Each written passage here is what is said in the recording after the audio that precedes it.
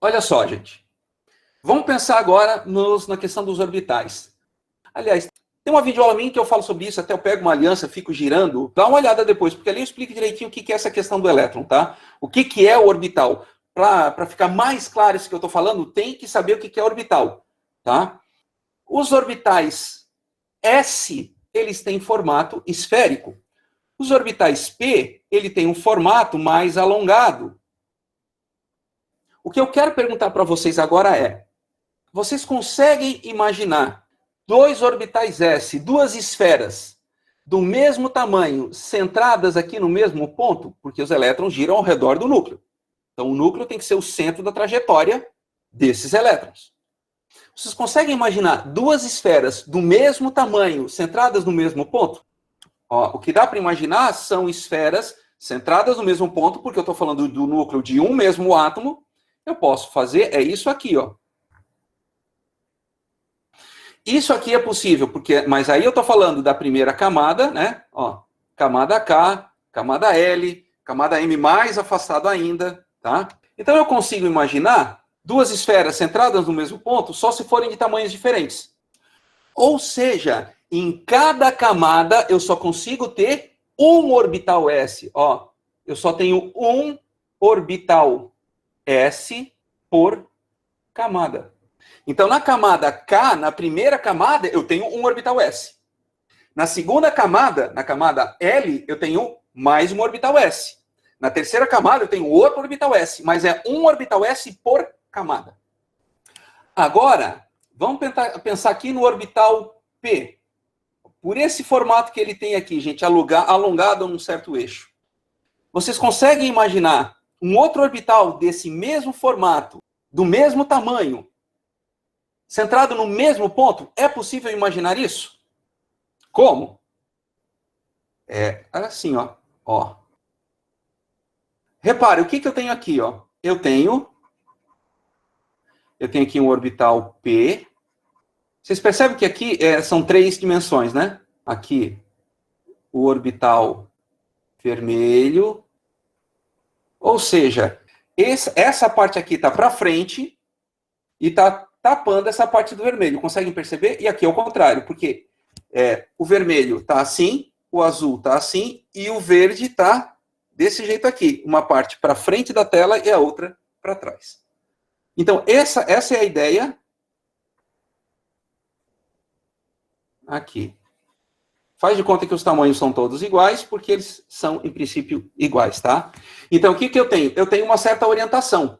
Como eles são alongados num certo eixo, e nós temos três dimensões, eu posso ter um orbital P nessa direção, o orbital P nessa e o outro nessa aqui. Então, são três direções para os orbitais P.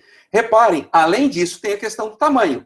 Então, posso ter orbitais P em várias camadas, mas em cada camada, ou seja, com o mesmo tamanho, a mesma distância do núcleo, eu posso ter, no máximo, 3 orbitais P por camada.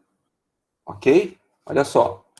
Aqui eu disse que nós temos só um orbital S por camada, e aqui eu tenho 3 orbitais P por camada. Ok? O orbital D, no ensino médio, a gente não usa.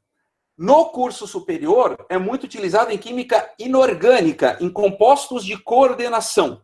É bastante utilizado, então é bastante importante entender. Um orbital D, ele tem esse formato aqui, ó. Então, esse aqui é o formato do orbital D. Um orbital D tem este formato. Vamos fazer uma pequena observação aqui, ó. O elétron é uma partícula, mas também é uma onda eletromagnética.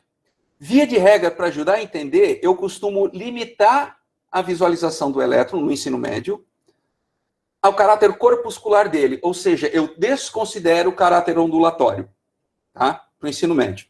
Para o ensino superior tem que ir um pouquinho além. O que acontece? Esse formato dos orbitais não é um formato físico. Na verdade, esse formato dos orbitais é o gráfico de uma função de onda. Então, se o elétron está em um orbital S, esse gráfico é esférico. Se o gráfico está no orbital P, é daquele formato aqui, né, em um eixo. No formato D, é um pouco mais complexo, o F é pior ainda. Desenhado isso aqui, a gente precisa fazer um diferencial. Qual é a diferença entre orbital e subnível? Simples. Subnível é um conjunto de orbitais do mesmo formato de uma mesma camada. Como assim? A gente viu que numa mesma camada eu só tenho um orbital S, certo? Numa mesma camada eu só tenho um orbital S. Eu posso ter vários orbitais S, mas um por camada. Então o orbital S, o subnível S, é o conjunto de todos os orbitais S de uma mesma camada. Professor, mas só tem um? Sim. Então o subnível S é o subnível de um orbital só, que é esse aqui. E o subnível P? O subnível P é o conjunto de orbitais, é isso tudo aqui, ó. Repare, o vermelho é um orbital, o verde é outro orbital, o azul é outro orbital. E esse conjunto é um subnível. E aí eu vou ter um subnível por camada. Ok? Então, o subnível P é formado por 3 orbitais. Enquanto o subnível S só tem um, o subnível P tem 3 orbitais. E o subnível D, 5 orbitais por camada. Agora vamos combinar, gente. Já pensou ficar desenhando um balãozinho desse aqui cada vez que a gente for fazer? O subnível S é só um orbital. A gente desenha uma caixinha para facilitar, para não ficar desenhando esse monte de balõezinhos ali. Tá? O subnível P, ele tem 3 orbitais. Ok? Aqui. Aliás, para vocês entenderem o que eu estou falando, ó. Vocês entenderam o que eu fiz aqui agora? Cada uma dessas caixinhas aqui, ela está representando um desses orbitais aqui. Por isso que eu desenhei com cores aqui. Na prática, a gente não desenha coloridinho, tá? Então, aqui eu vou ter 3 orbitais P numa mesma camada. E o subnível D é formado por 5 orbitais. E o subnível F, 7 orbitais. Vocês estão percebendo? Olha só, o subnível S é formado por um orbital. O subnível P é formado por 3. O D é formado por 5. E o F, 7. A quantidade de orbitais por subnível é sempre ímpar. O mais simples de todos só tem um. O outro tem 3, depois tem 5, 7. E, vou até mudar de cor. Teoricamente, na prática, nos átomos que a gente já conhece, é isso. Mas em tese, eu posso ter subnível G, H, I. Só que essas são teóricas. Essas outras que eu estou falando são teóricas, não existem ainda. Mas, um químico tem que ter essa noção. Quantas caixinhas é ótimo, né? Quantos orbitais vocês acham que então teria esse próximo da lista aqui?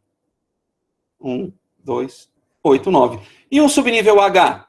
Teria quantos? 1, 2, 3, 10, 11. Tá? E o I? Quantas caixinhas vão ser? Não vou nem desenhar, vou só escrever. 13. Pegaram a ideia? Agora, vamos pensar na quantidade de elétrons que cabem em cada um. Nós já vimos que cada orbital comporta, no máximo, 2 elétrons, e com spins contrários, certo? Então, vamos lá. Aqui eu vou ter uma setinha para cima e uma setinha para baixo. É por isso aquele 2 em cima, porque cabem 2 elétrons no subnível S.